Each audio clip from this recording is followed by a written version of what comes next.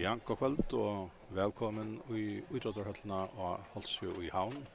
Ta nødja nårere endan av høllene. Her tar jeg løtene spela med at jeg rikket den gamle parten til, og som vi skiljer lærne så atler det at høllene ødel skal kanskje tekast i bruk nettopp til stebbafinaler som ikke så lengt borster. Det Anna Vigeskifte at stebbafinaler til de voksne i håndbolt vil ha spalt her. Og i kveld det så førstemannslinjen til Kjentil og VOF som spiller æra halvfinalene og etter den fyrre distren tar midtelen og den settene blir så i Vestmanna dagen. Og hin halvfinalen til mannen var i Høyvøk og i Gjørskvølte midtelen og 41 og næstan og her tjekk jant og an. Høyvøkingar var og vi vil då vunnet vi 2 mål ta samman omkom så här inte avgjort än tar vi linje mötast här i Havn som dagen till Sartna Sunnamiddeldisten. Men nu får vi så om detta blir lugga jämnt och spännande i kväll och om det eisne blir lagt upp till en spännande Sartnadist som dagen och skall det vara stövan så skulle det helst inte vara annat mål i kväll. Vi har Sofus Christian som med till den här testen och jag vant att ta Sofus att det här kan bli en cover och jandester. Ja, det har alltid att det flesta samt om att det en spännande tester till att det så halvfinalen och det första stitchen och vi såg just vi gör att 2 mål mellan Høyvikingar och nästan det ger en ära spännande halvfinale. Så det som man kanske inte ordentligt klarar det kan man kanske rätta in till den Sartnadist. Vi kan bara nu det hör vi till en ävn att här som förra spela och jag vant att komma av att nu för jag löten tackar vi hemma ligen till först. Så de spelarna Lars Black och Jonne Vidare, Högne Klein Olsen, Thomas Pauli Hansson, Hjaltemor Jakobsen, Rani Ellenskort, Jon Paule Johansen, David Edvardsen, Tore Gottesen, Barstad Klein Olsen, Rekvedal Kristiansen, Olaver Öflöte Mittjon, Jakob Jørgensen, Roger Ekraløy, Eirikur Simonsen og Johnny Understove. Og her så vi så liene komme av Vetlen, Vestmenningar i Golon og Kjentil i Grønland. Og så VOF det Dia Alava, Hatlor Arason, Akka og Gerastove, Miki Dugo Sørensen til den grønlandske spilleren, Rune Johansen, Johanne Gerastove, Julian Olsen, Jakob Andreas Johansen, Andreas Eriksen, Jon Muller, One Pedersen, Bjarste Hansen, Laden Mirmika, Sjurur Olsen og Filip Jojic. Ja, fullmann Ali.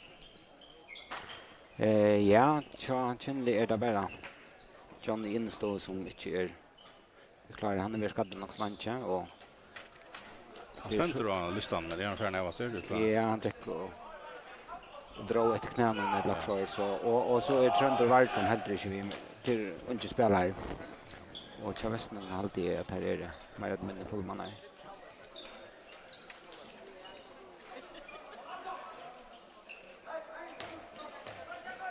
Ja.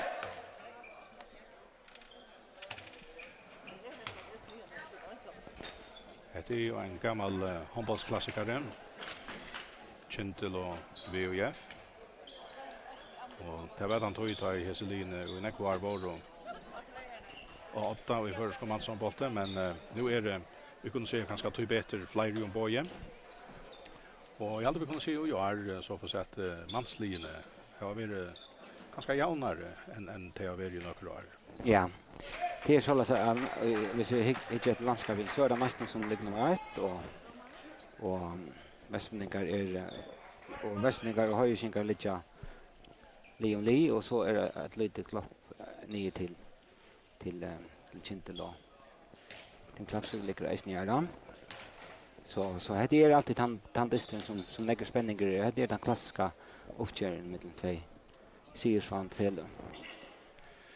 Ja, det var Vestmenningar som skulle kjeva bolten upp.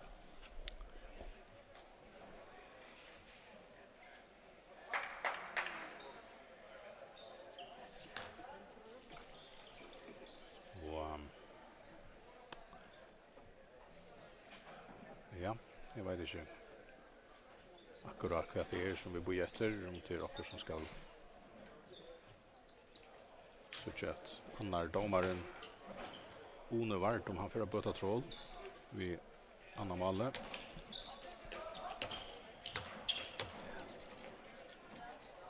Ja, Kindle ligger över men jag har spalt en dist färre än vi 15 steg och landskapet ja. Ja, det ligger. Skulle vi jämnligt. Ja.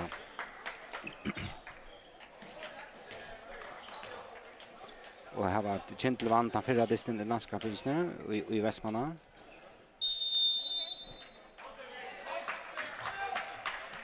Västmanningar färra så i Alo. Bjarsti Hansen och så där Julian Olsen mittfyra. Och Filip Jojic av vänstra backen. Till en av storskytten och i Tja Västmanningen och i första handbollen. Och det är han som lever upp och skjuter, men han räcker inte mål i första skottrundan.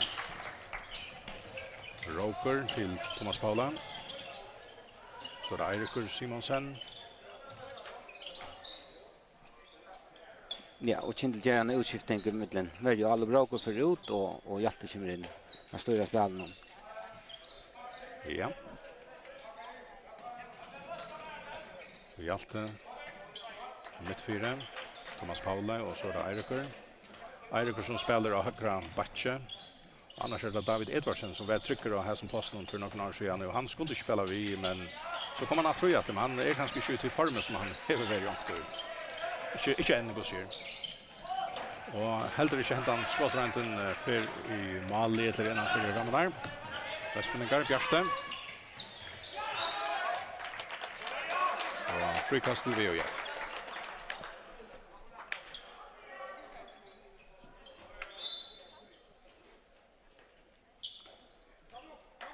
Och här så gör vi grönländska linjemannen till VOF. Miki Duko Sørensen. Julian och Filip. Björsten. Miki. Andreas Eriksson. Julian. Så är det Filip Jojic. Och Julian Reiner. Jan Paul Björkaren. Thomas Paule. Så är det Räckve. Och domaren är så frikast i Kentel. Ja, och VF är en av spelarna byggt runt om några öppningar här Filip kommer i skottstöve. Vi ser att Bjarsti han spelar backer och han är vanligtvis en vanker. Så det är nog en kompensation av ja, och Achilles färden kan man säga att han letar kanske efter en backe, ja. Gå in spelen till Räckva. Och han fick han i mål. Ja, det var inte särskilt väl fyra så att han fick slakta natt romsjångsväckna vid vänstra armen. Ja, och Kindle hever det sistone haft nek inspel till strikerna. Kindle hever starka strikers bäg Räckve och Roker spelar resten av strikerna. Björste. Julian Olsen. Filip. Här tar han. Här tar.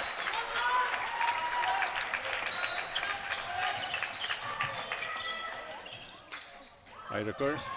Och så är det Olaver. Och Mladen Björgar.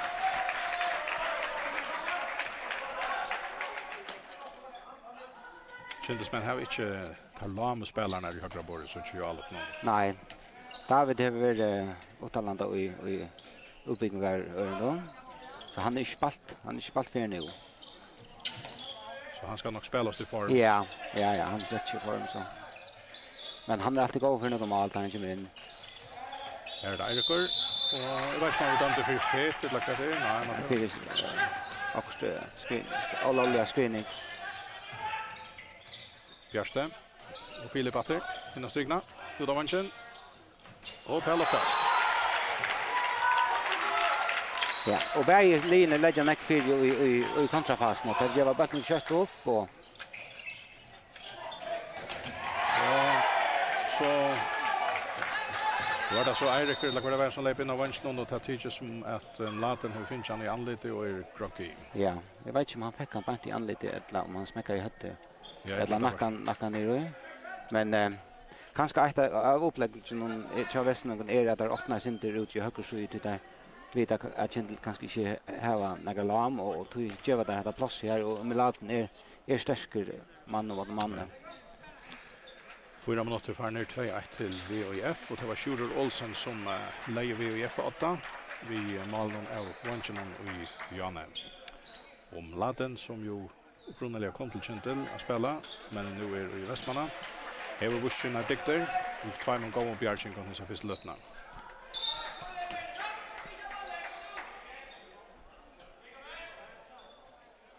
Och vanligt plejer man att säga, hvis man räkar mamman i anledet så blir man om tropläkare. Ja, ta man det men inte och men det var inte den reaktionen vi såg här. Så. Nej, det var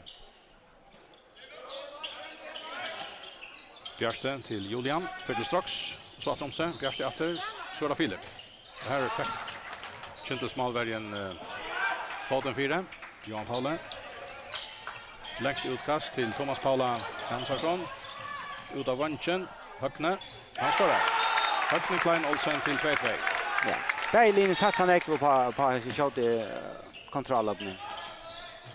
Andreas Eriksen, Filip Jojic. Har stämplar över bana vägen. Frikast.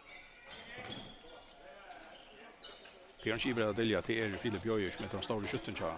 Ja. VUF och där har man några rörsler så att Filip kan komma i för annars in över eller kommer banta av batch via en screening och jag får ju samma släge alla tydna kommer upp att och här var kommit an så tar det högna kast till Västmannegar. 5,5 minuter för i förra halvlek. Jan lägger 2-2. Filip till Julian. Så innan strigna till Miki och han fär lagt han häktningsliga och inne till 3-2 till Veo. ja, gott mål. Roker. Eiriker. Thomas Paule. Och så väljer Kintel att attacka utskiftningarna från varje lalop. Och det Roker ut och Hjalte in.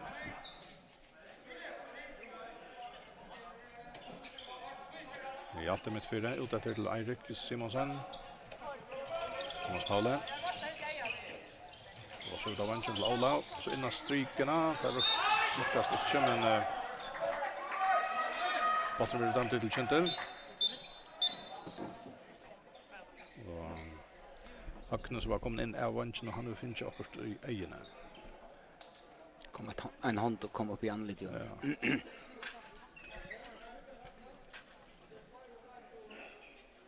Och det är stottliga eller vad man ska säga själv samma att Høgne Klein Olsen som är de unga gåva tjänstspelaren han är sån hjälparvänjaren så VOF och gamla VF-champion Hjalmar Klein Olsen. Ja. Som annars är vant knäck för så unga tjänstspelare. Det är sånt växling i mitten här och andra tre mamma i Västmanland till och för tandskilt i Laden till gamla Kinlaga så det är gånger på väg krossas på väg. Ja. Nej, men Høgne är så mycket hörskimlar ja, så det finns ja. Ja. Rene Ellenskår de kom in i hans rösta. Hjalte, Thomas Paule och innan strykna till Rekva och tar lockast. Anna Malik från Rekva Dag Kristiansen. Så vi tror vi.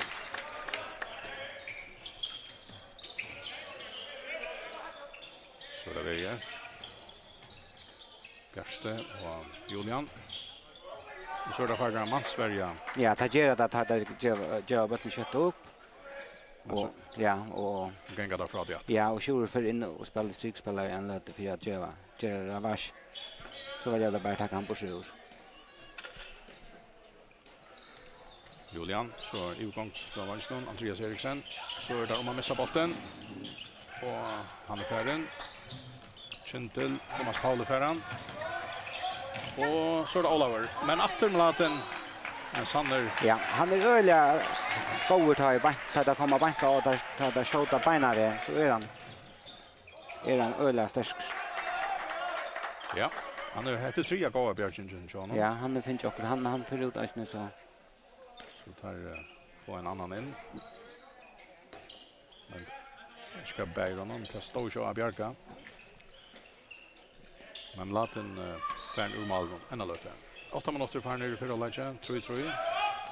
Västmeningar i Alpen, Julian Olsen, Filip Jojic. Julian.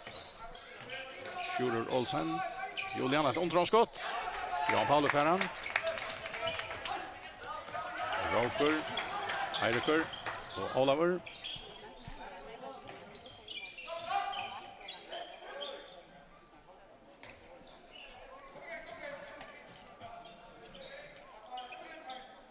Under Petersen som är kommit in för. Maten. Ja. Ja. Det kan kännas som en gör så allt det. Ja, det är inte visst att Hesen hever som Björkingar. Han är inte som runt där och inte så lika center. Så det Renne. Han sätter han väl upp i hatten. Renne Ellenskog. 4-3 till Kintel.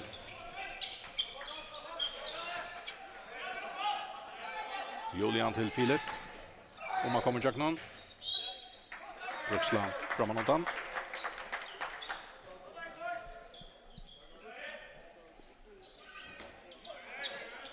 Julian högre med in till Björsta Hansen. Filip, Julian Björsten. Julian sitter fjärra att om sig, Björste. Så är det Filip, innan strykna. Gott mål, köras med en gång. Det här var Miki Sörensen som står där. Kjentesmän bära köttet. Iverom, Eirikur, så är det Oliver. Så det är så tvärligt att du inte kan spela till en vänstra händan högra vång. Ja. Han släpper inte på samma mat. Nej, han ska ha han ska ha ett annat. Ska ha bättre plats och en ära timing i i inränningarna.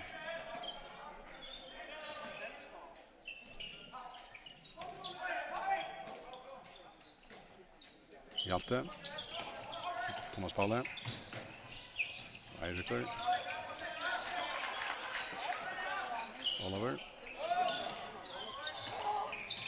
Och så rennar det från innan strykna, men det står fast. 20 minuter farner, Janlager 4-4. Kan jag löja? Ja, det är väl en kvar då, jag ser första 20 minuter. Ja.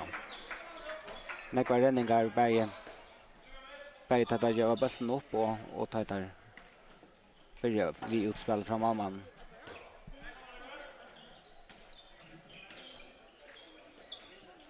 Julian. Filip Ferranche. Så där Filip batter. Lever upp. Skjuter i nätet. Ja, och han är färdig tar han kommer räkande på tvärs. Och ingen tacklar han. Så häver han en ölegån här. Och nu är alltså VUF atter A8-5-4.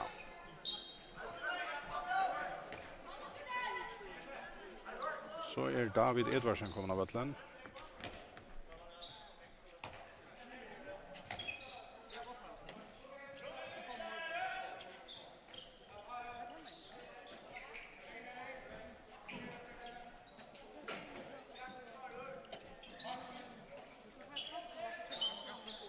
Eirikur och Rekve. David Edvardsen. Hjalte. Och David Edvardsen. Och han räcker stangerna. Västmeningar i Kjolton mot Alloppe. Filip Jojic, han högfer han upp i hatten här. 6-4 till VOJ. Spalter är 12 minuter ut för alla. Ja, och det här är fjorda målet till Filip. Ja. Ettla, ja, 3. 3-4, ja. Ja, och Nicky finns ju 2 och Schurer fick 1. Ja, så 3. Ja. Men det är han kommer åtarna då. Han häver en ölegån här. Hjalte. Så innan strykna. Och här fick det som mål och det var David Edvardsen som var komna stånd in i strykna. Västmegar kvika sig där. Men Schurer Olsen räcker inte målet. Det är ganska försökt ja. Men det är så Atlant chatta monterar att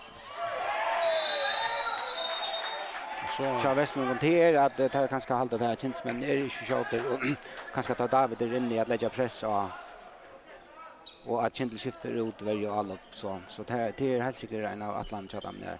Är lägga press och Rykast till Kindle.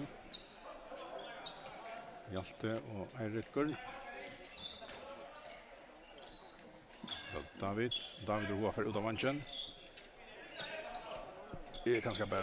Det är bara för att få sin röring gå in. Och han röns vid skottet men Mladen kommer i mål i åter och han tar vi här han släppte den. Ja. Det är vanligt vänner skotten som du vet som han vet att inte men så att ta täcker han allt. Så det här skulle ganska färre att också om och andra skottmönster än det vanliga göra. Ja, han vet av runt om något långt också. Ja, och så kan man säga att det är gånger båda vägar men ofta under press så väl då vänner skott. Julian om man kommer köra någon så är det Andreas Eriksen. Ja, så är Sheffield till VOF. Ja. Gott spel av Schurer, han vinner man stöver som mot att backa ut och så släpper han ut av vanchen och Andreas Eriksen han blir alltid väl eller trycker tar han. Han släpper läs.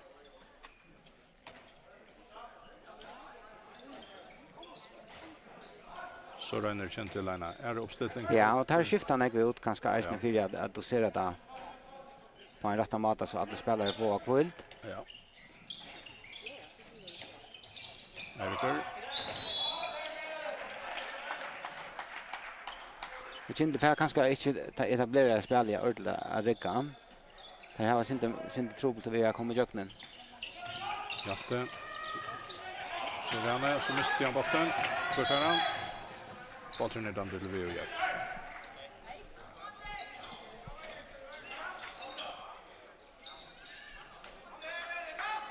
Så är för i halvleker halvronden. Ett kvarter färre, ett kvarter efter. Västmeningar 8, Sheffield. Julian Olsen och till Västmeningar Golon som är i halvleker. Men Västmeningar skiftar inte så mycket ut som Nej. Här har bara haft vi mamma en tvungen. Det är så spårningar om möjligen för att avska där. Ja. Och här må man väl inte till vara mer stötande att ta Philip kommer på in över och inte släpper pura laser så är det nästan. Ja. Och här må i mig väl tracka fram och sätta en tackling men ellers är det gott. Man kallar det flow i alla spelen tja Västmeningen. Det flyttar sig bättre och komma mer för. Ja, och Kentil har ett vi att demofilies ner. Skjuta man nästan som och finna helt inte lösningar i alla spel. Där börjar jag de första två allopna eller tror vi inspel till strykna. Ja, och akkurat då bunchen men har inte haft banners next skott mitt för. Nej. Och vi spelar kvika i handboll Kentil spelar där kommer nian så spelar där center sättne och så sätter där upp.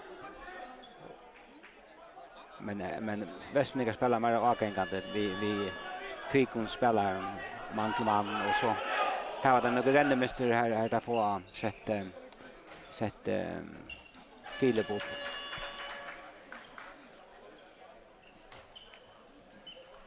Ja, här var så den första stäckaren timeout som Kentil tog.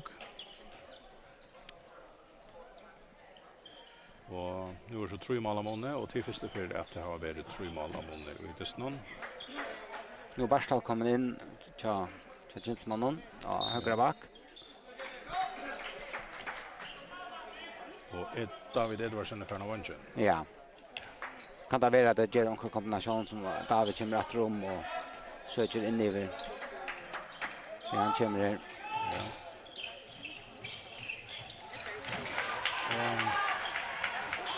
Ja. Backspelaren till Kindle, stora, största, tar rena spelarna strykna, tar björs till att skjuta. Nej. Nu är Per Kindle möjliga trä. David, Thomas Paule, Hjalte. Och Västmega för att stå botten, Julian Olsen läser. Ja, och Nick Swylen spelar till Kindle.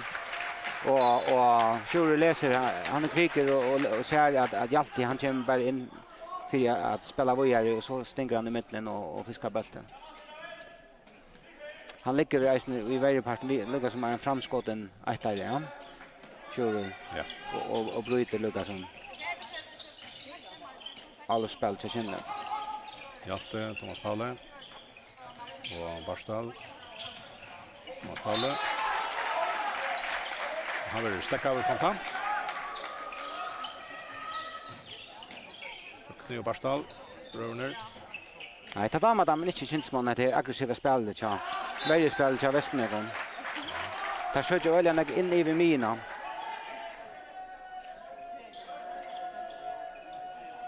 Frikast. Armen är uppe i domarna så Kindle kommer med en skott nu. Thomas Paule.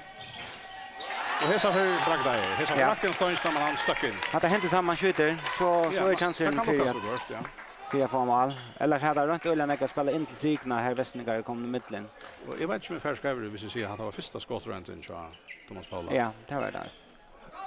Och då spalt det går 6 minuter. Han skulle kanske ha skottat sin domar. Han är ju en av bästa. Ja, visst jag får sett spalt han upp, va? Spalt han upp. Det han är bäge färsker och höver. Ja. Så det Västmögar, vi tog skjuta spel någon. Julian. Filip. Och det blir frikast. Julian till Sjure Olsen. Filip. Så rennar där att lyckas som halva vägna mansvärjan. Vad det var. Ja, han går skottrent från Sjure och Wensland. Lars Blacker så kommer det målet till Kindle. Gammal målvakt till Kindle, men Chileland han jag vet inte att han har spalt och vännigar står ner och jag vill säga att kanske till Ockert så nu är han och det är inte någon lägga där så han spelar inte så nej. Men akkurat nu färre VF nästan mål i Rödlund positionen. Vänker någon av strykene och av backen. Ja, Kindle arbetar här är 4 mål och så är han rent fram till Rogue och han sätter han sitter. Han har också gott spel och ja. Från Thomas Paula in till Rogue strykene. Stående touch-tjej till VF. Och spalter är 19 minuter i 4 halvlek. VF efter i Allope. Bjärste. Och Julian. Och Filip. Och här har spalt alla distan här till. Ja. Och så är ett kvart som ska jag vet inte vad det är om, så är det klart att jag kan spela på det.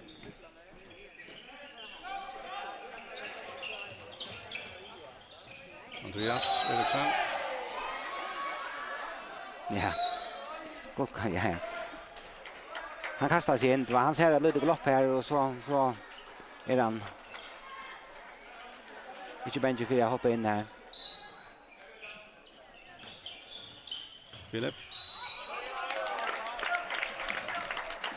Slapp inte skjuta. Så rent igen och Monte finns ju mål, men nu var det händerna av domaren uppe. Hjalte. Thomas Pauli ut av vanchen. Och Lukas Barstal. Ja. Barstal gör det klockat här att han hänger den löt och fem man gör utfallet och så släpper han bara bollen ner. Hinner skotten tar hade bara skott på i Krovion. Så nu fick det minkan ner i -2. Ja, stående touch 8 till VF. 20 minuter kvar nu. Och Barstal ligger som ja, han Sverige. Han Sverige mer kalla. Ja. Filip Jojic, men han är ju väldigt så mycket vanda mycket skytte att så är brottskast till VF. Julian Olsen fälter avräckliga. Ja, hade han nästan det samma som Jan att här öppnar ut efter och Julian ser ett litet glapp här och så smörjer han sig i mitten och det var resten av brostkast. Ja, så skiftar Kjell till Malman. Och Filip Jojic sätter botten tryckt i nätet. Tore Gottsen 3 Malman som kände rände sig. Och så blev 11-8 till VHF. Så det Kjell till efter.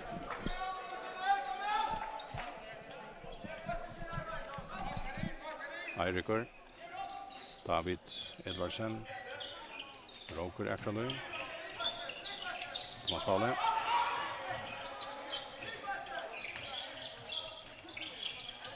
Och sen strykna Roker. Och han får inte mål, Laten Bjarkar. Pura fruer, men korten Bjarkar Laten. Otroligt gott. Bjarkar tror att Roger hänger länge, men med Laten han luckar eisne 4 nyrätt. Han skjuter nyrätt. Ja. Men här var eisne tål Västningar ligger också offensivt i tål spel och så börjar ligga där och flytta bollen och så upp innanför. Första för övergång och så ligger där trust då. Men så det skulle ta få mål på att 100% chansen. Det är kanske väldigt roligt att känna akkurat nu, va? Här Västningar får nästan alltid. Ja. Eirikur, Thomas Palle, David. Ja, här kommer skott från Thomas Paula och tar Lukas lika väl som 4-4 tjej. Ja. Där får att trust värre när jag Västningar helt efter till ligger vi en liten ettara och Thomas Paula som är 1 meter och några 5 han kommer pura laser där. Och skjuter upp efter. VHF 8-11 mot Kjell. Spalter är 22 minuter och i förra halvlek. Västningar i Alpe, Julian Olsen, Filip Jojic. Så är det Andreas Eriksen. Julian innan stigna, men han färgs fätra botten. Så längt utkast till Barstal, han loftar och så ska han Jöken och han skorar. Barstal Klein Olsen, nu är Jessen till så lötnan är kommen av Vattlen. Anna mål i Esten. Så är bara 8 mål efter. Ja, och jag har väl gängt där kött. Det var 3 mål. 3 var det gossjura mål. Ja. Och Julian och Filip.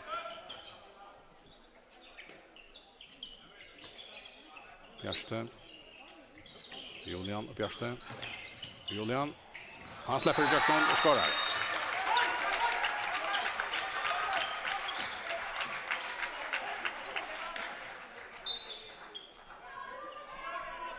Ja, och Julian släpper kvilla sig i varje parten och Jan Müller kom in av varje. Ja. Thomas Palle med 4 nu, ja. Eirikur högt ner ner från vänstern för utgång. David Edvardsen. Och Barstal. Alltså kommer lite så utlätt.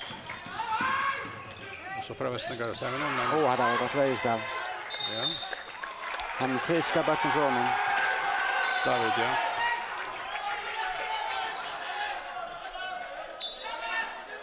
Sex minuter efter av förra halvleken. Västningar 8-12 touch.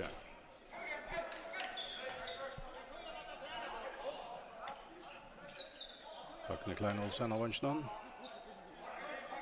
Thomas Paule.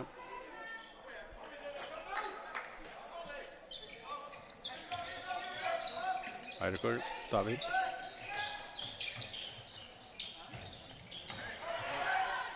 Ja, han renner och tar frikast.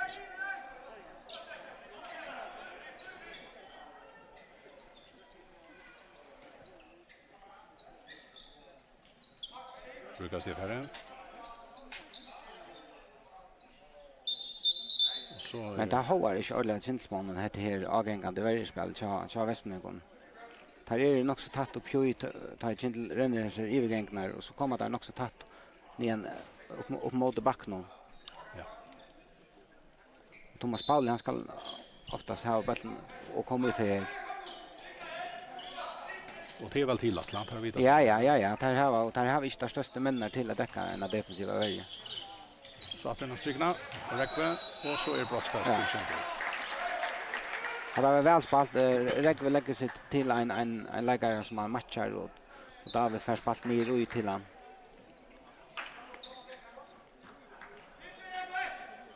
Ja, Thomas Paule Hansson. I brottskastet. Och han sätter fram nätet till 12-11, alltså Kintel 11, VUF 12. Går 25 minuter kvar och så kopplar VUF ut till timeout. Ja, och Kintel kom efter. Han fick justera några ting i timeouten och ja. Och Västningar miste jag inte i allosfast någon. Kanske är det en Orskan som gänger undan.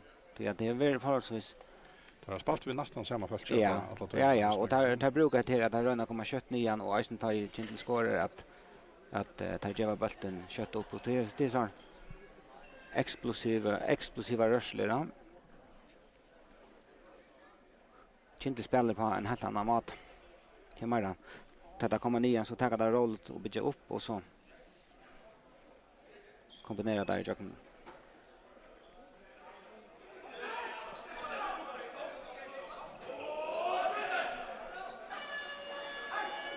Ja.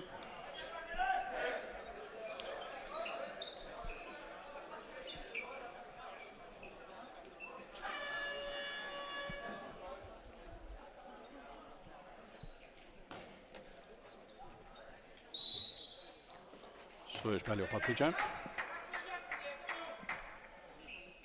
Går 4 minuter efter till halvlek. 1 mål om månad. Västmeningar om man och är i Alpen. Filip, Bjärste, Julian. Och vi söker Barstaltarchen, han lägger sig fram alene. Men det har gjort plats och det då Västmeningar kan spela. Här har varit sådant 4 räka imsar variationer.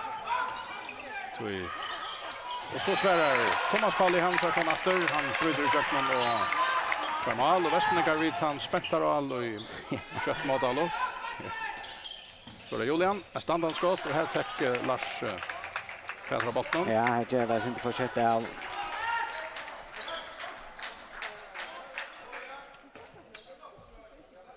Till reisen tar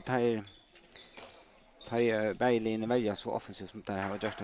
Så lötna att tablada Schaber är för man mot manstov.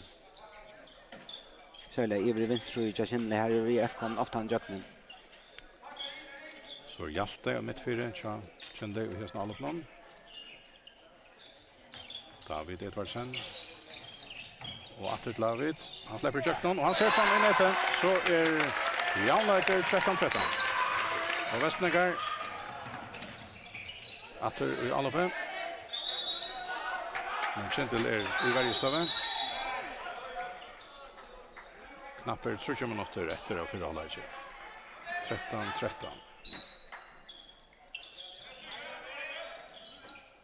Bjärsten.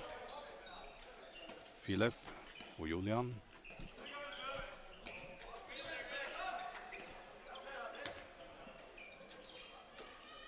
Julian till Filip. Så det är Andreas Eriksen. Filip. Innan strykerna. Och här är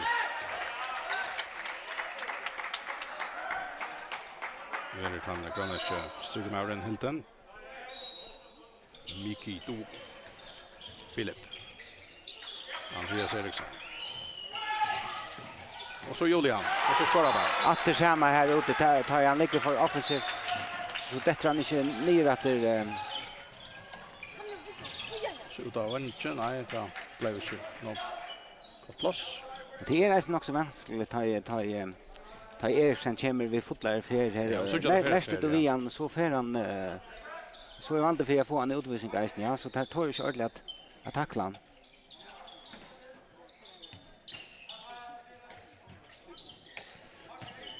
Erik Simonsen, David Edvardsen, Thomas Paule, Nu är Västningar för kanske att ansa sälja väl efter Thomas Paula. Och Rekve. Och han får efter broadcast. Och 2 minuter till Ja. Miki Duo Sørensen kör vi igen. Och Niki kommer standa 18 för Rekva och en god alvering här och det är broadcast och utvisning. Och så blir Hjaltemor Jakobsen som kommer in natt. Tackar broadcast tja Kjelle Hesafir.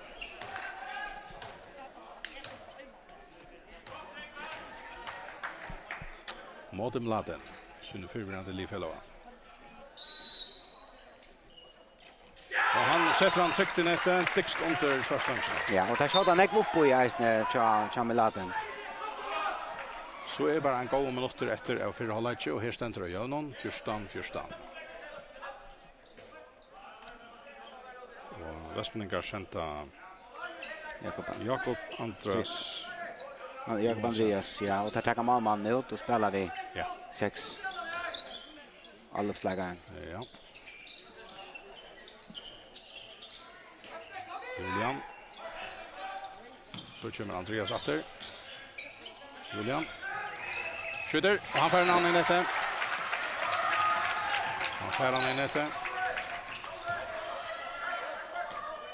Så det Kintel. Halva minut efter.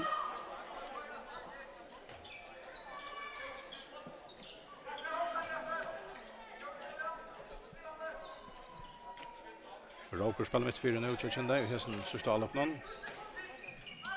Thomas Paule. Ja, här skulle det kanske bara skottet. Och så lyckades det inte att få det här. Ja, jag hörde vi stod som det så här så. Ja. Så är Hållager. 15-14 är VOF och 8 av det kände och akkurat här det som Himprice Kintle center affära ut och sista alla Thomas Pauli hemma och lägger bara här och ett lägga upp och skjuta men spalt ut av vanchen och det hålls inte fingrarna bättre på sjön och det är nog det som VF gör att det är inte det. Det är inte bara. Ja. Och där så en högra hand är här ute så packar där samman och så säger okej, vi laddar bara att det är plats för färra till bänkarna och stål på att vi laddar ordnar paragraferna. Jag kan se att målet och så alltså alla spelare vi FK Shootar en så Kjelle och det tidigt som att Kjelle ska arbeta inte här för sina målen en ganska Västmanland. Ja. Så det Malmö tar man. Ja, och Kjelle men här inte finns färdra att det helt nekva. Vi hade VF nästan mål på alla ansökningar och nu har där Kjelle valt att tiga han självan inte ut och det gör det att hese kvitje spelaren i VF komma ölen man mot man stövon Kjelle man och släppa för oss slängt in och här mot där sitter in och kanske tackla jag vet inte är torra och alla spelare Kjelle det öppnar sig inte mot räntan och Eisen tar direkt kom in så blir strikspelare på en annan mata. Men ett som kan visa sig att vara för blå spännande till att Kintel har skift näckmar ut av spelaren och tar då ut av distan. Ja. Så spårningar om Orskan för att gå undan kanske Västland kom här har brukt att kalla som spelare med Orskan distan. Ja. Men här är det ganska så mycket väl för att ta med erfarenheter. Ja, och så och tack vare Eisen vi näckvar för alltså det kräver och men där ser ut som där har Iveskott där spelaren som Julian Oskar väl och Bjärsti Oskar väl och men så kanske är det i varje parten att jag missar sin här. Men pura om det ja, kan man säga. Öle spännande Line Filchast. Med mål alltså. Ja. Det är mycket ju mål. Ja. Så det är underhåll. Det är bara ena för vi 3 mål av Mone, annars har Line Filst ekvilier väl 1-2 av Mone. Och 1 är av Mone nu. Och det är Västningar som har varit 8 att kalla Atlantisten. Jag hade känt att vara ena för 8. Annars har Västningar varit framför den. Och det är där. Eisen nu kommer halva lej, 15-14. Men ta matcher samståndes det är att vi tar spännande det går och inte är avgjort så säger Mauren. Vi var att man löte. Ta vi spelarna komma av vattlen efter. Halvleikar här i Hötni Halse. Vi är 15 Kintel 14.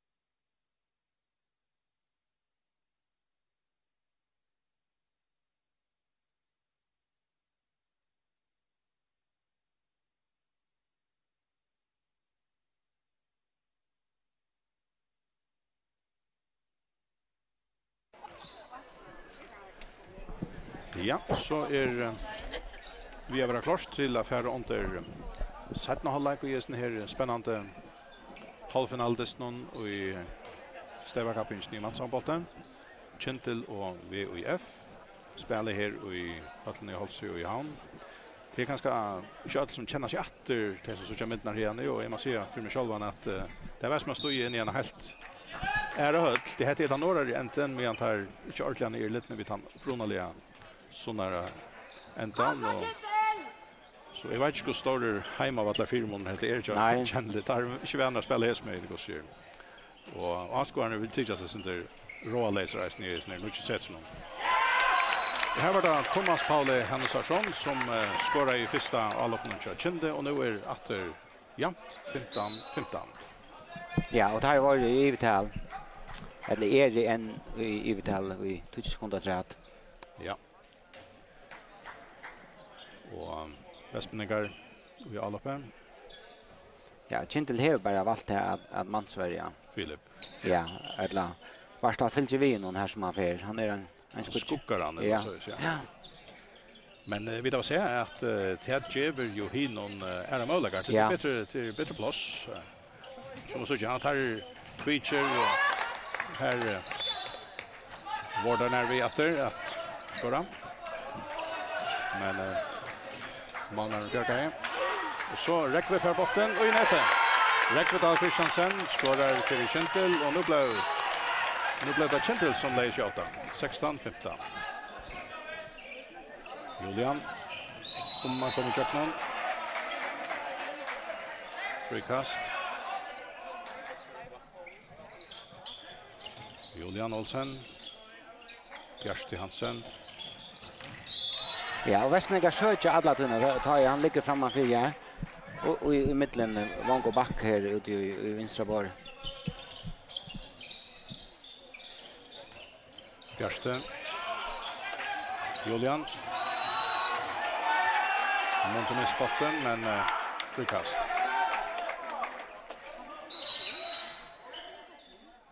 Och så vill det bruksla 4 att detta frikastet ska takas. Formalia ska vi då. Ja.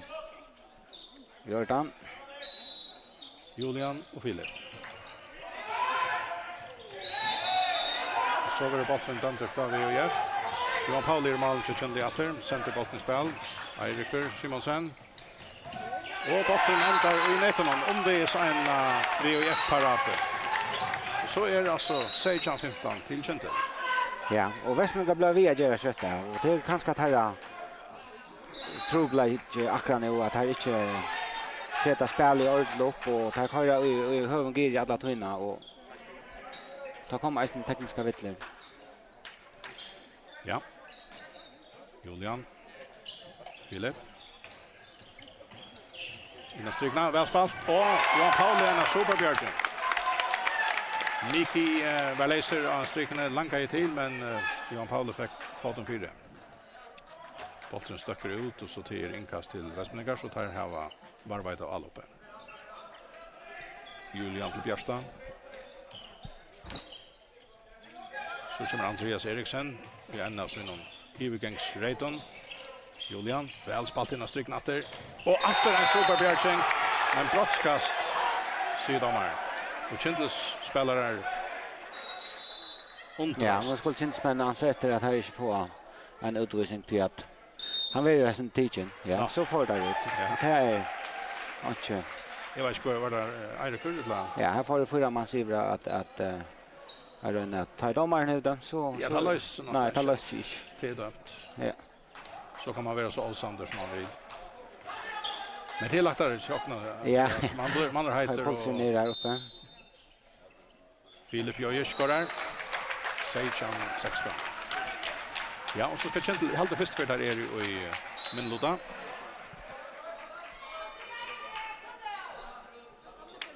Och så hade Kintel spelar vi Anko Malmannen. Så att här är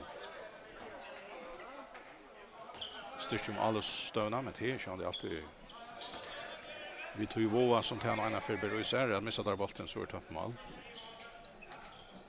Av David Edvardsen och Hjalte Mål Jakobsen. Barstal. David Edvardsen Doren.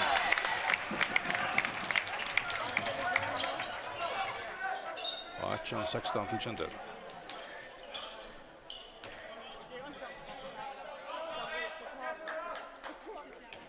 Kintel ja, kan nu få där av gång runt inte matsvarst. Filip Jojic. Han tackar ner nätet. Efter ombe sin hand och Ja, och det är ju Filip som är om 21 så är han andra hand ofta vi alls farten av Västmängon så han är öliga eisunder och i spelen till dem. Men stadigvæk det blir akkurat som där ända vi bara parter vi neggo malen och väl när det så som så att här är offensiva. Hjalte och så är det Bruksland.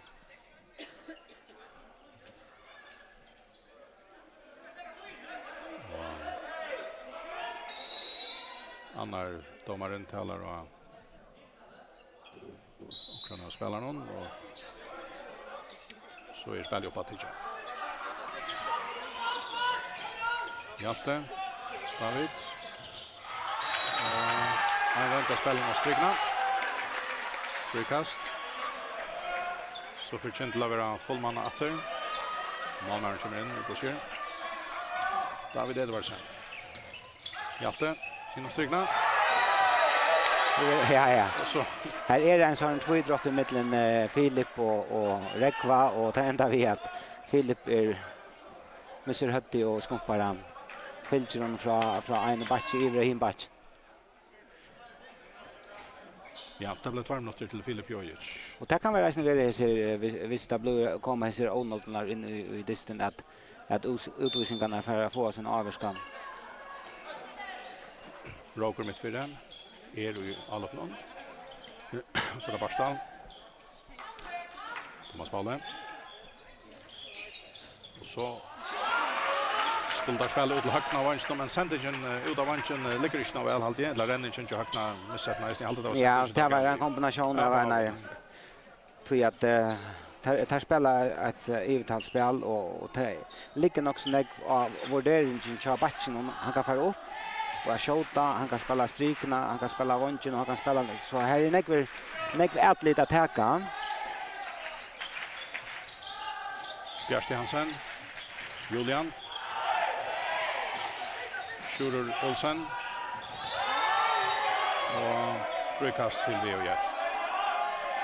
Ja, det är vaknar. Han Ja, det är som gammal då. Ja, det är mer intensiteter alltid om man back nu än det kan ska vara för roller. Andreas Eriksen, vi som kvicka spelar, Schurer, skjuter bort och en vilägare. Inte William som är man, men det kan vara att like för en blue så högt att de först att här tar rätt och last. Ja, stäm för att pitcha det upp och så kommer vi temposkift någon. Här är fotfär och alla tvina och tar inte alltid att innan huset förståelse är så gott. 6 minuter för när du sätter hållet. Här är Archan Sejan till Kintel. Thomas Palle och Roker, han sätter han i nätet. Roker Akalöj och så är Archan Sejan till Kintel.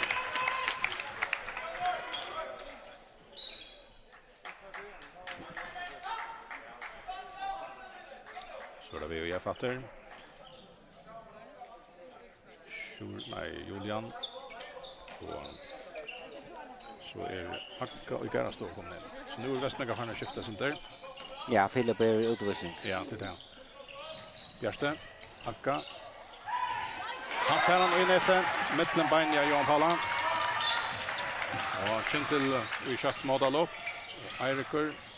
Och så från Vanchenon. Och han ser Hacknesly scoring från Barstal Klein Olsen. Och där går kött för så TV fotlar för på över. Julian, Andreas och han får han inte och nu får han och han får inte broska. Nej. Det är mest som över. Ja. Och han missar han här och tar vill jag ha broadcast men i halt istavärnaga och här står ju som kanske vi en ja, nu sina drotter kanske jag inte Västmängon att det är något. Men det är alltså Västmänga kunde kanske inte bara lyga sagt tycker nu tar vi det helt roll till och vi där bara 2 mål 18 för och Det är dock inte. Jag ser nog alltså stand av i Ja, det är två distrikt. Hvis man spänner båen för näck ut till fyra distrikten och kommer för näck mål upp stäm för att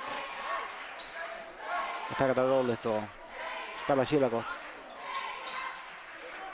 Ja, 8,5 minuter för sätt knowledge. 20 till Kentel. David Edvardsen. Thomas Paule Hansson. Frikast till Kentel.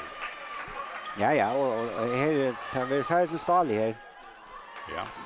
Det är mer intensivt nu halt igen i förra halvlek.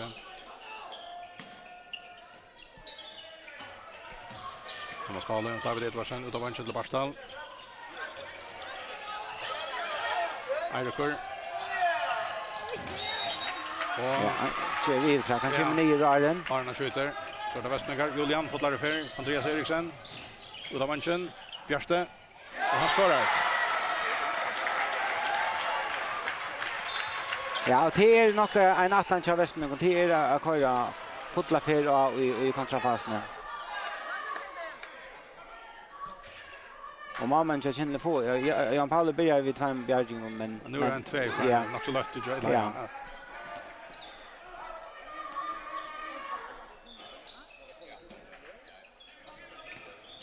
David. Du startar ett spel jag känner. Det är tänker ju ut att det komma. Det Westmingar komma och att först till vi fotlar för. Eirikur. Innan signar Roker. Vad står det? Ja. Det är strykespel jag känner. Ja. Rekvi och Roker här få öle väl på sjön. Ja. Så där, Filip.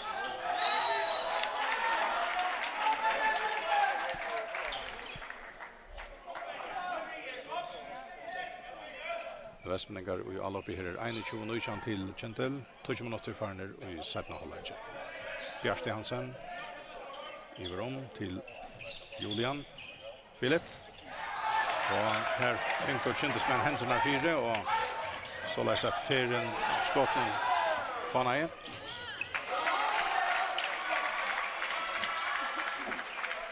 Inkast till Kentel. Skall Jaspe in för Eirik och Rekvi in för Rob. Ja, och tar skifta nägge upp synsmän. Alltså mellan två väl mest. Ja.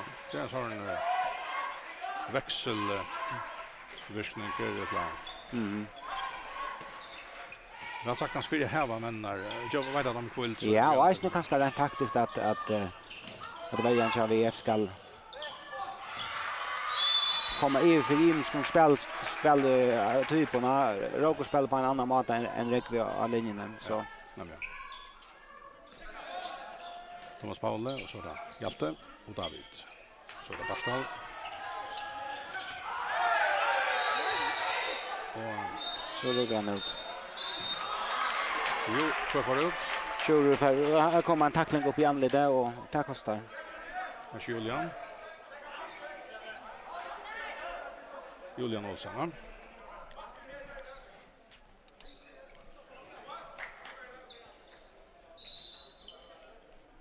Så spelar jag upp till igen. Roker in i efter.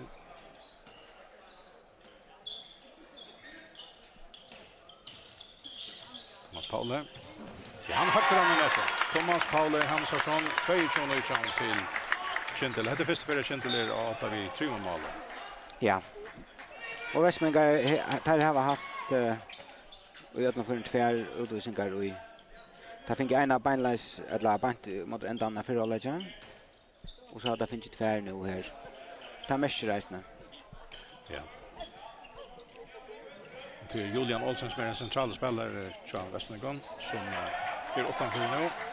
Det blir hot kast. Och där är ju undertal och där spalt i 20 sekunder och så kör det där alltså. Det är ju ordentligt väl fundera. Nej, det är vanligt att man drar alla kanske vid alla på någon. Så det Bjärste.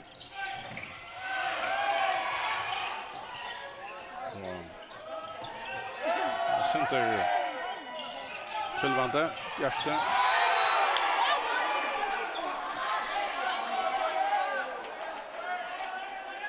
Så det frikast till Westmingar. så ska det kanske torskast upp.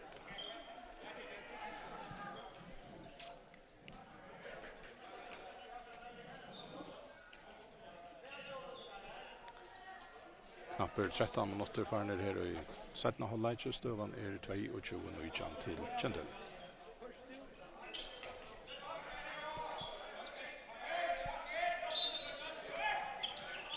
Filip. Han skjuter ved syne av Malmö. Så det Kjendel. David.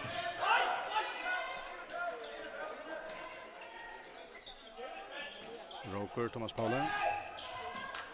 Innan Signa. Och brottskast till Kjendel efter. Ja, och det är samma recept, bara imiska lossner till Thomas Paule som annars skjuter eller spelar ut eller spelar in. Hjalpe skal inn av Sjådan.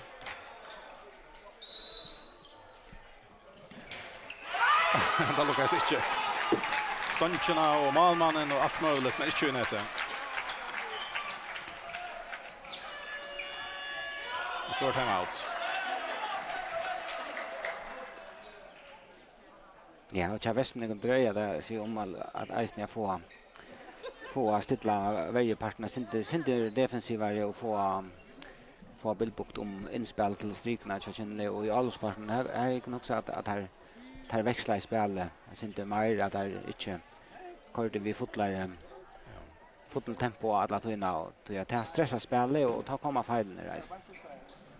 Ja, alltså Västmangar var ju 8 atlan för halvlek, men nu sen spelar det ju på att sätta halvlek så lyckas som Kjendel vann sig också tydliga framåt och har väl liksom fram. Vad är det som är brakt till då? Nej, partvis är det att han har spalt i en tjej 5 minuter, 6 minuter, 5 minuter i undertal. Det mest så Kjendel har finns ju Eisner några brottskast Eisner och så är Filip hävda ettnast att få Filip ut av spel. Ja, det han inte finns så mycket. Nej. Så ligger ölen ekva här nu till Julian. Men här är absolut inte avgjort. Nej, här är inte avgjort. Det är men och så kan Kjendel Eisen blanda korsen jag inte analys. Vi två goda strikspelare och David han ser ut till att halta. Det kunde vara lukt till att Kjendelsmän har helt större bredd. Ja. Där har större urval av spelare. Ja. Och där kunde skifta ut av enkeln nästan och Eirikor och Hjalte kom in så det är ganska det att få. Två ganska goda och flera platser. Ja. Spelar upp till Västmangarna. Här är klopp till Andreas Eriksson. Frikast. Julian. Filip. Så Ragnar Kjendelsmann Eisner man Sverige hin backspelaren. Gersta. Julian.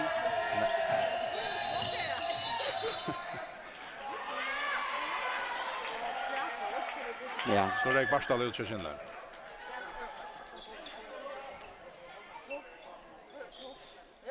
Men det är en bränning tror jag. Ja, en bränning och en frikast och en kvarter fram här. Inte ta gå spel som var i förra läget. Nej. Gerste och Julian nu så flyttar spelar till Västmanland. Så högt ut av vanchen. Och Kallokas. Andreas Eriksson. 22. Ja, gott övertals spel. Och Andreas är väldigt trycker tar han släpper på. Men här släpper han nästan läggt in. Ja. Så det Kjendel, Hjalte och Thomas Paule och David. Så för Eirikor som får ut av vanchen, Reikar.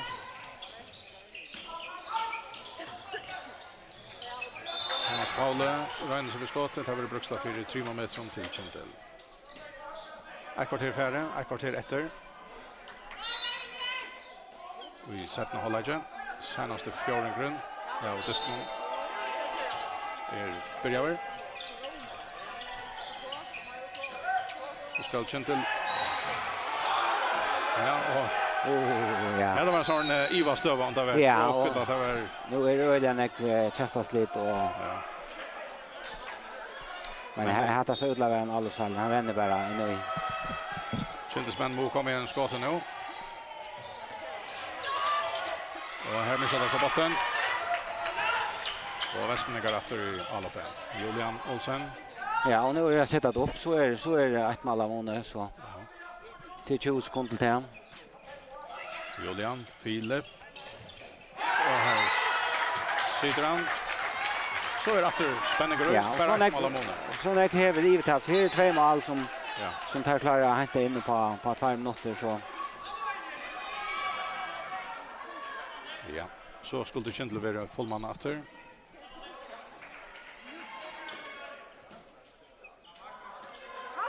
Hjalte.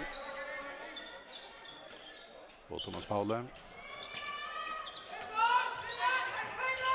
David Edvardsen. Hjalte innan strykna. Och här skorar Eirikur Simonsen.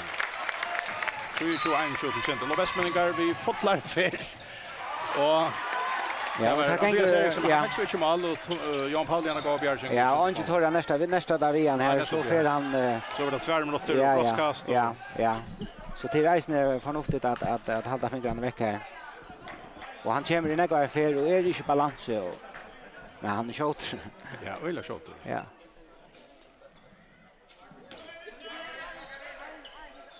David Edvardsen. Det är helt annan spelstil. Kintel här gånger bulten spekler från hand till hand och så kommer man röringar och så. Sätter sin affär upp utav vanchen. Här är det Rane Ellenskort. Men det blir bruksla framan undan.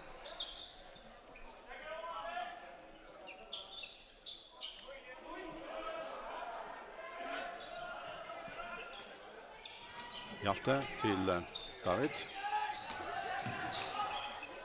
Thomas Paule. Banka målmannen Mladen Bjargar. Filip Jojic. Så det Schurer Olsen. Filip.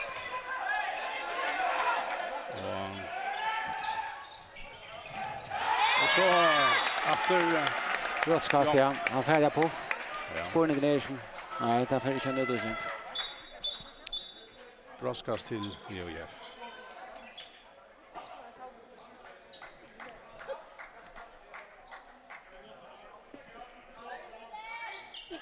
Och till Filip Jojic som flera av det vill jag trycka vid på stund broadcasten. Och inte undantag hesa för helt där.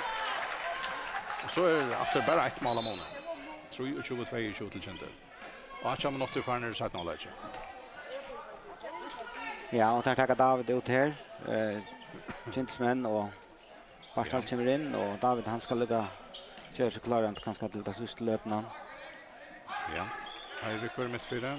Thomas Paule. Barstal. Barstal.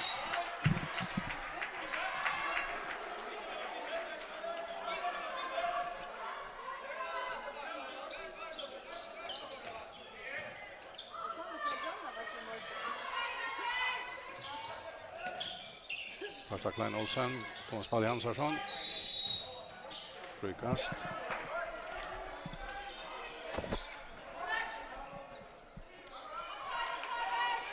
Eirikur. Efter bank av målmannen och efter det tar av vart innanför sig domaren. Ja, han lägger in i fälten här Eriksen och så efter Broska som Kintel, första så räknar sig nu. Där kom till färre över Thomas Pauli Hansson.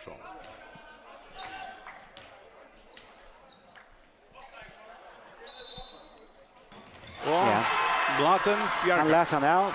Ja. Anna Broskast som han teker. Ja.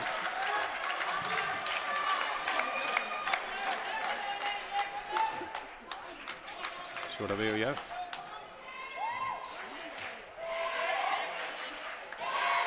Fjärste. Julian. Andreas. Frikast till VUF.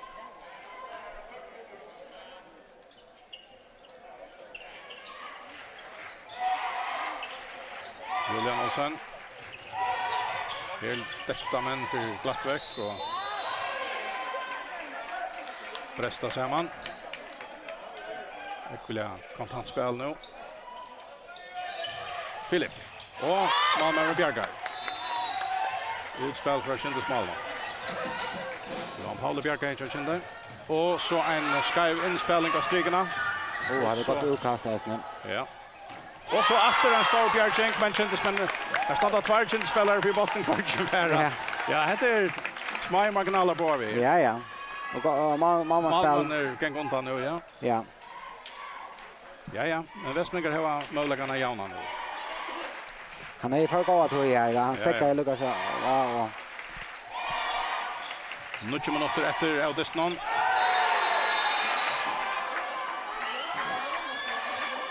Det var regnet med över. Ja.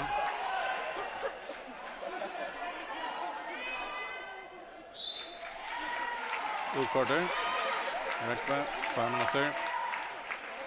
Och så här min låda stunnar. Här var vi då därför. Ja. Och VF spalade öliga väl. Sista var givet här. Ja. Det kommer på samma mat det här. Vi Filip. Här är Filip. Och så väl innan strykna. Men han får broskast, ja. Jakob Andreas.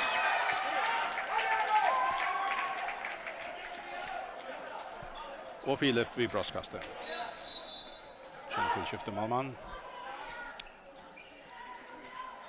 Tore Gottsen ska röna sig.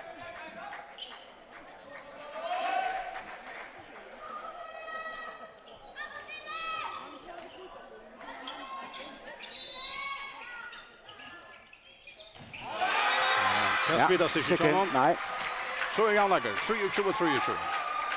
21 och en halv minut till färden. Här står kommer nu Kjell här och finns mål nu något lunch. Han har missat en 3-mål slash the borster. Och vi så jäsna tutnings nu är man får utvisningar VF har tant trubblagan. Början i avsättna hållet och nu är det Kindle som har trubblagar. Och VF har hämtat in att. Ja. Oliver David. Eirik, Thomas Paule.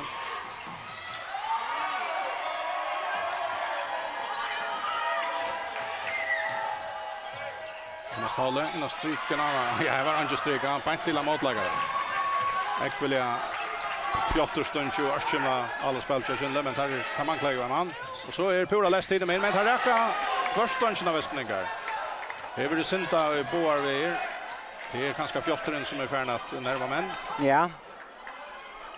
Här har han möjlighet att lägga sig framom och Kintlesmän tackar så här goda stunder. 12 minuter efter en, eller knappt halv minuter efter en av utvisningen av Kindle. 23. Här är goda 6 minuter efter. Timeout. Kindle kallar sina spelare ut.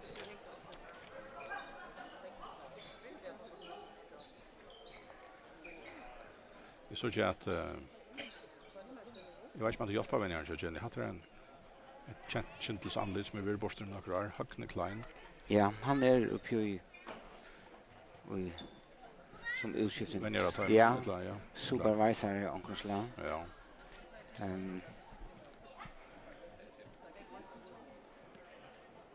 Ja, men så må man säga att ta agengande världspel till Västern ta visste jag att Rickard väl. Ja. Och takt via distren är så gammal som han är så är inte men ganska sent trött som Thomas Pauli han är inte lika agengande som han är och han har kanske inte finns snäcka kvällt. Nej. Gott nog är kommer ut i varje person. Och ut 15 sekunder efter ja. Ja. Så för spel jag vill att titta på det.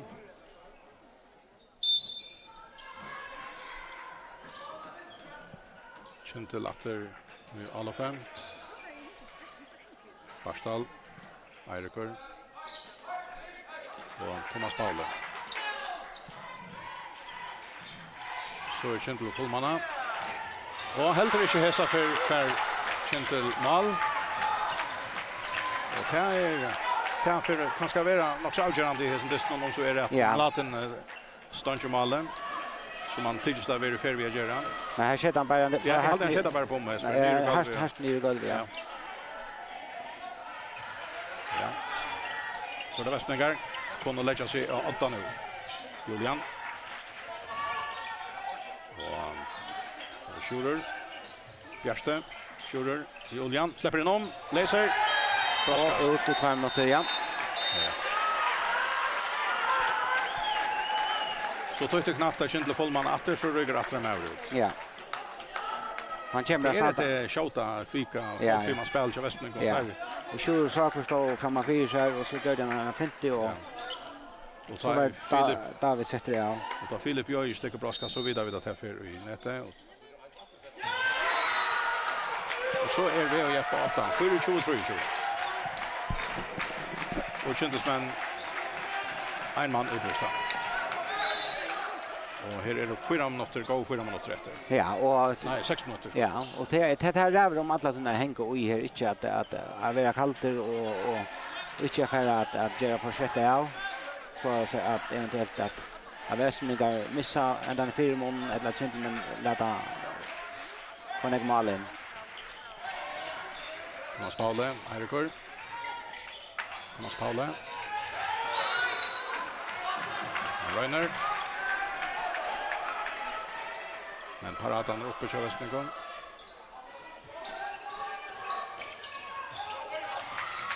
Så det är Hjalte.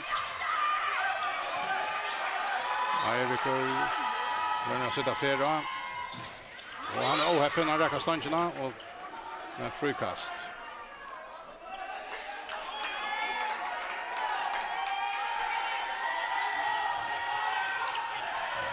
Hjalte ut till Barstal. Ja, och här har vi inte några i alla vägar. En eller max 2. Ja, och då lyckas Eirikur Simonsen, han fär bollen i nätet. Så är Jan Lager 4-20. 5 minuter efter avdisten. Ja, Västningar tackar det rollet. Och vi switchar samma, helt säkert samma minst det. Att det är Filip som för att Anna får skjuta eller lägga en bollen i rum. Och en knapp halv minuter efter till Kindle Follmanna. Filip Jojic. Och Schurer Olsen, Filip. Schurer. Ja, nu är andra spelar brett. Så är det Bjärste. Filip. Och där skjuter gott Sean. Det är Filip. Jag vet inte hur mål han är färdig där, men han det är nummer 9. Han är en enmansserie kör vi ju. Det är det stått ut länge.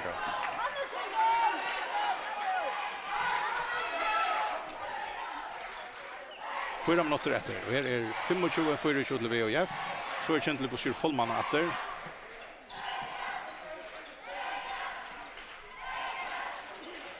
Roker. Hjalte. Thomas Paule. Eirikur. Och Hjalte. Kindle spänner Sinter. Drar alla hemprasta Sinter. Björk ordentligt till att skjuta. Hjalte.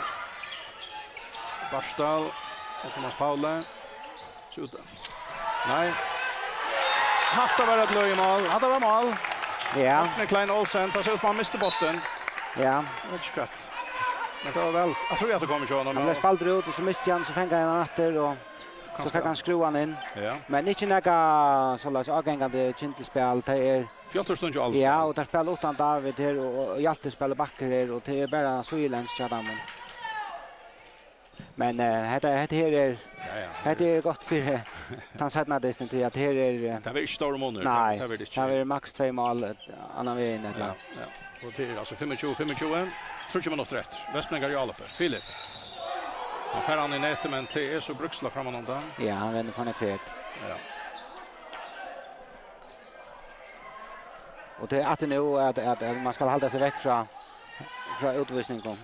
Julian. Bjärste. Julian efter. Och Andreas. Och så från vänstern.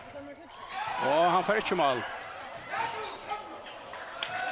Johan Paul Heveran. Och så är Kindle i Alpe. Eirikur. Barstal. Ja, som David inne. Så här var det kanske en laman. Ja. Spänningar här med den avskårna. Kan vi heta för fettla men här är inte outgjort av en sättna distans under. Och så en skottrunt från en utvisning. Det var Andreas Eriksson som för ut i 2 minuter. Ja, han fick målsen och för var det Eirikor? Ja, det måste det vara. Ja. Nu är 2 minuter efter så han Det var akkurat det här vi tar i bäj linje här och haft så gott övertalsspel så kommer det här att slå ut på konkurrenten. Roker, Thomas Paule. Roker, Thomas Paule. Och så är det Barstal och han skorar. Barstal Klein Olsen. Ja, och gott där Barstal till att han Janne fick han akkurat lägga möjliga och ta kedan för härst. Och nu var det mera föllen vi skott någon. Så är Kindelata. Vi är en mål. 26-25. Halver andra minuter efter av desten. Vespen Garjalofe. Schurer och Julian och Bjärste. Och Filip Jojic var matchvärder. Så sände av Vespen nu kommer man en som inte har sett för nu. Han höver vänstra handspelare. Vi är klar i för att han nummer 2 går ser. Han heter Hattlor Arason. Och här kommer en skott framför Vespen och tar över inte mål och Barstal och han stöter han ner i hinnan ända någon till 26-25. Alltså Vespen är en stora mål och kan inte finna mål. Kjentesmän Harry Åter och mål i tant men han är inte kommer fyra men ja. Åter Barstal tredje sista målet. Och här är halva minuter, går halva minuter efter och timeout. Och inte helt fast vid att skifta man ut och jakta det här ena målet som är bättre än 2 månader så. Ja, nu är det alltså målen som täljer till samband med annars. Ja. Så man kan säga att skulle det ända så läge så börjar Kintel Disney Westman har vi +2. Ja. Men det här mäster inte något som helst. Nej, det vet man så inte vad det här mäster. Men så rent tar man för in till Disney så är det alltid gott att börja vi +2. Eller vad det blir det. Ja. Då tar kan lägga man av. Ja. 2 mål att så är det runt 4. Och så läs. Men det kan färra lucka skjuta in i till snacka. Ja.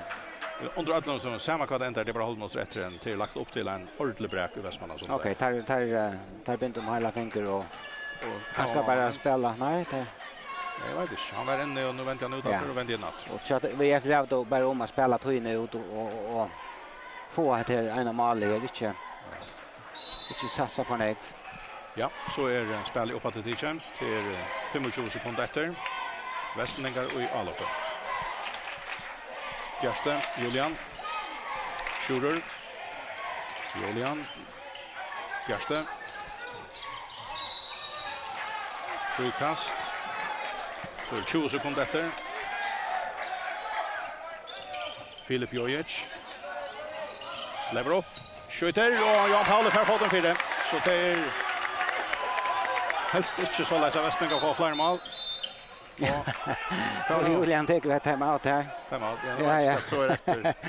Han jag vet inte vad han kommer på. Och så kött till att lägga det kors i här och till att alla ja, jag vet inte vad blev tojen här. Ja, jag vet bara det finns helt och så. Om det blev det inte så läs okej. Hinner jag men och tar en går stöv till att köra kontra imot till att Västmanningar nu komma och få ganska etablera sig och då har vi kanske 5 sekunder så få där mål nu så är det finnas och få där inte mål så kan man kanske irra sig om det men vi får se. Ja, vi såg ju klockan som är kvart är efter att spela men det är några sekund. Men en 20 sekund kanske. Ja. Så Kintel har gjort en rent nu att vita om det kommer finna på akkurst så där till 6 sekunder. Ja, ska börja vi 6 sekunder. 6 sekunder, okej. Och tack till Birgong stannar med inne. Så nu måste ha en äcklig grej i Atlant och 6 sekunder. Ja, det är där vi har spelat till Thomas Paula och som kommer in i konkurrensen. Roker, Thomas Paula, Uda Vanchen, Hackne. Han färrar i nätet. 28-25, det kan för att visa sig vara. Så ser vi att det var skilla gott att Julian har tagit timeout här. Ja. Här fick målen. Så det är där gröna som fäcknast. Har vunnit den här distan 28-25 mot VF. Men det är bara att han heter bara 4 halvleker. Ja. Så det är en dyster efter och ta här var Västmanningar hemma väl. Och det var det såna där igen. Och det vidare 3 mål i handbott är inte nekvat do på. Så det är en mycket dyster och det är en pur öppen dyster som efter Ja. spela. Och två li som ligger gott till för någon annan alltså vad det så betyder men det har varit spalt Jana dyster han dystern i landskapet. Jag menar att det var en dyster som skulle vara bara en jol i havn och han blev utsett. Han spaldren men han förra dystern i Västmanna vann Kintel 23 och det var ett två öle i Ja. Så vi kan se att det är en stor spänning efter i Bavon mans halvfinaldisten som skulle spela som dagen. Ja. Då Heinofjärs vann han förra disten mot nästa någon men det var bara 2 mål. 25-25 och nästan har så hemma vet nu. Och det är ju inte nekvat Jeva helter och det snackar det samma här. 3 mål och Mona alltså Kintel vann 28-25. Så lukar spännande i Västmanland som det var sån där. Pura upp i kvar kommer i mansfinalerna med att det var helt grejer kvar kommer i kvinnofinalerna. Ja, här är det helst VF och Kintel. Ja. Men vad skulle stått Sigmund den här distan Tower Västningar som hade månen i förra halvlek men här i sätten halvlek var det stor Kintel som var 8 men jag skifte väntade där och så kom det tror jag. Det var nog förra i förra halvlek och i sätten halvlek var det isen det ser utvisningarna som kommer att sätta dem och distan till att Kintel börjar väl i sätten halvlek till VF var i undertal och så får Kintel tvär eller tredje utvisningar och VF kommer in i distan åter och framom och så får VF utvisning åter och Kintel kommer in i distan åter och så ändrar vi en trummal last. Men sätten håller var sin råd. Ja, verkar spel i förra. Ja. Men större intensitet i sätten halvlek. Ja. Men två lag som spelar center ganska imskan. Ja. VF spelar krigan handboll vi Kintel har några stora och inte så bevägliga spelare men Västningar är mer hade ni inte samma som Kintel men det är ju alla kvitch och Kintel tycks det har ganska helt större bright sen det större av Janko och så skiftar med. Kintel skiftar mer ut och så var det en normalman som tog skulle ta så tog det några avgörande det heter han Jan Paul tar några avgörande här mot Rentan. Yes, det är alltså Leo ter i han i kväll det blev 28-25 till Kintel men inte avgörande ska takas söndagen och det är galtande för Boarmans halvfinaldisnar som efter den och en av fjärs och nästan mötas här i Höllne i Havn och VF och Kintel i Västmanna.